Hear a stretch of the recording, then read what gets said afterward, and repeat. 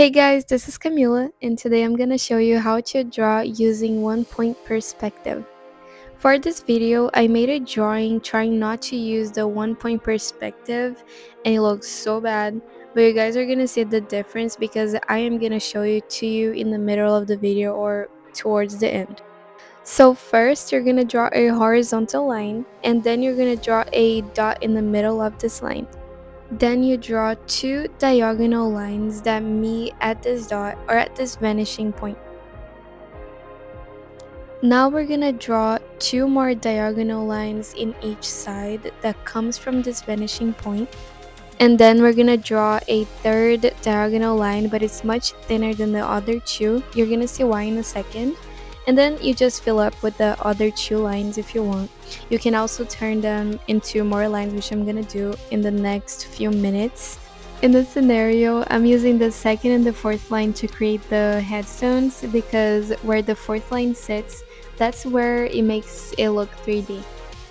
The scenario I'm creating for this drawing is a cemetery, that's why I mentioned the headstones, but you can basically create anything you want. You just have to know how to apply the object in the drawing.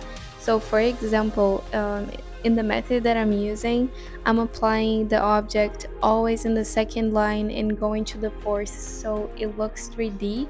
And right now I'm gonna do a second row of headstones, and it's the same thing that I did in the first. I'm gonna skip one line and I'm gonna go to the second one, and then I'm gonna go to the fourth to draw the second row of headstones. If you don't like to use a rule to measure the lines, it's not gonna look perfect. You're not gonna have two sides looking exactly the same. And honestly, I do not like to use a rule to draw, so that's why you're gonna see that one side is gonna look a little bit different than the other. But for me, it's okay because I'm not trying to sell this drawing. I'm just trying to start a series, and that's why I'm using the same character that I showed you guys in the first video in this channel. Because if you read my bio, this is a channel where we're gonna do a storytelling with drawings. So I'm gonna try to put the same character in different scenarios, try to tell a story without telling a story, if you know what I mean. So that's why I'm gonna use the same person, but changing subjects. Now I'm gonna show you the difference between not using a method to draw perspective and using one. And my goodness, you cannot tell me that the drawing looks 100 times more realistic than the first one that I showed you. And this is just for you to understand how using a simple method makes so much difference. So I still didn't pick a name for him, but this is him. We're gonna be using him as a reference. And in this scenario, I'm trying to imagine where he would be, how it would look like. That's why I'm drawing like a person there in the middle of the page. But I'm gonna change that because I did not like how he looked there. I wanted to actually show that it's him, so we're gonna have to change his position in the page.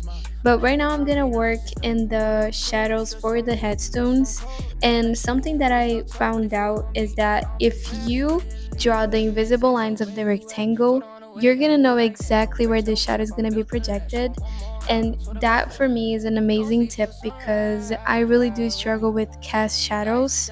So that helped me so much, and I just found that out. So I think it would be good for me to share with you because maybe a few of you don't know that yet. So that's just a tip.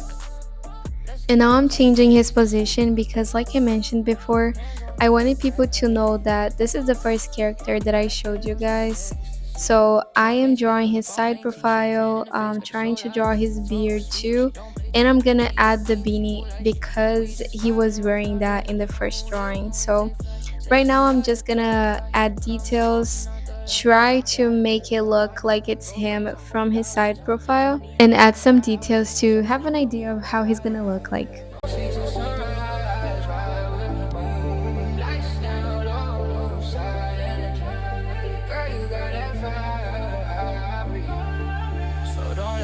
Just vibe with me. Hands on me like gravity. Let's get lost in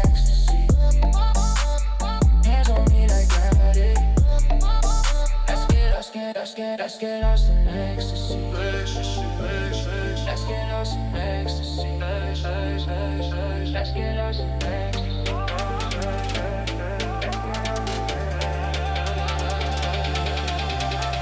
the type to get me caught up in a flame. No rules, now we just play the game. In the fast lane, pushing through the rain. I'll be loud, calling out your name. You the crowd to give me, run to get a fake move.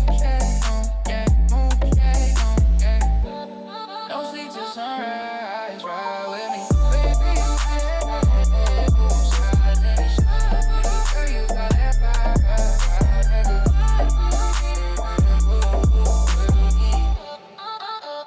Hands on me like gravity. Let's get lost in ecstasy.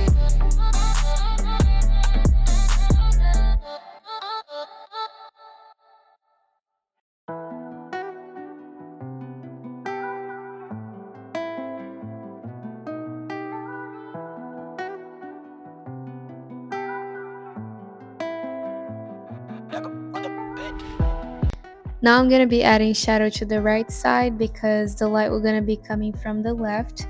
And we're going to paint the beard and the hair because I know that they were white, but we need depth. So using an eraser, we're going to be able to reach that realistic look. But if we don't paint it beforehand, it's going to look flat and it's going to look weird. So please paint it and then come with the eraser afterwards.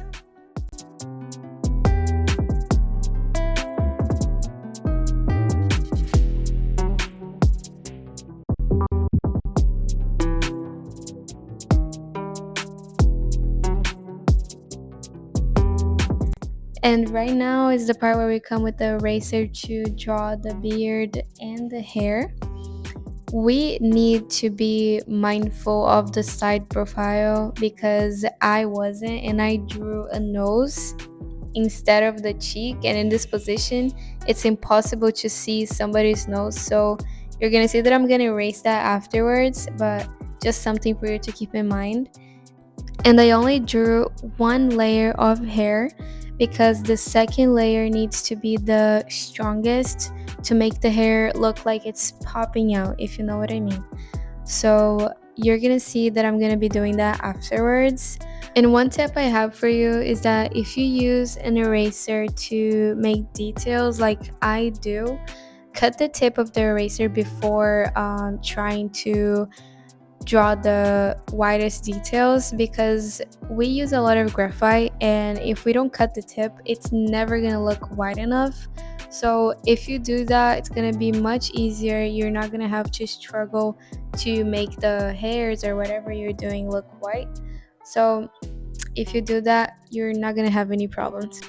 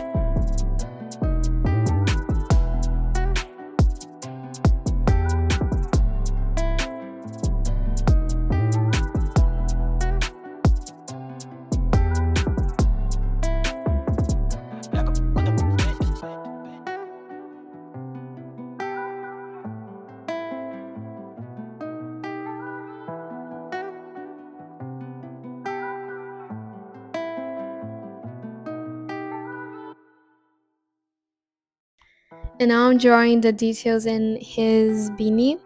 Like I said, never forget about the accessories. And I have this pen where the ink is white.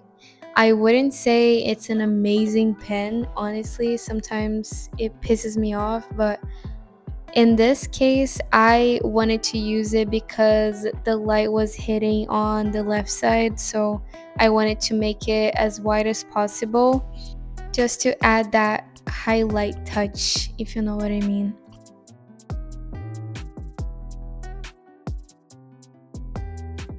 Now I'm just painting the background, and this is really it. I think that I covered the most important parts, and I'm just gonna finish the background and the drawing will be done.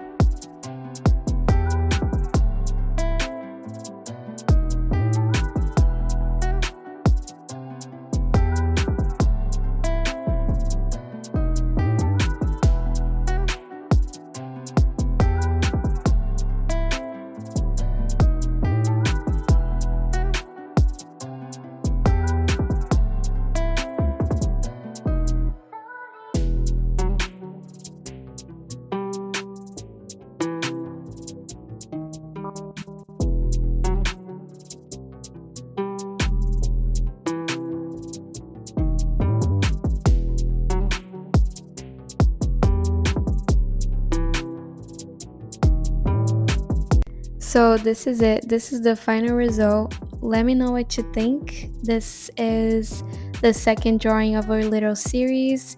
So if you have any ideas or any tips for the next video, please let me know. Thank you so much. Bye bye.